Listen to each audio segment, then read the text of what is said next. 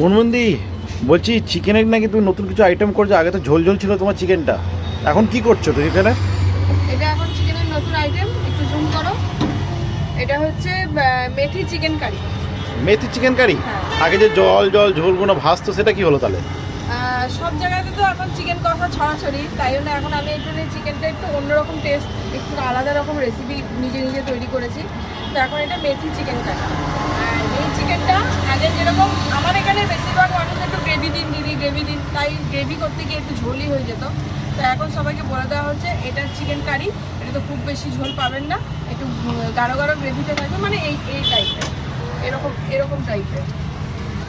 এই যে এরকম গাঢ় গাঢ় চিকেন গ্রেভি থাকবে, তার সাথে বাসন্তী পোলাও, এই যে ভরে ভরে ভেজিস দেওয়া আছে। তারপরে শেষের দিকে নাকি ড্রাই ফ্রুট এটা শেষের দিকে বলতে আছে আরও এক কন্টেনার।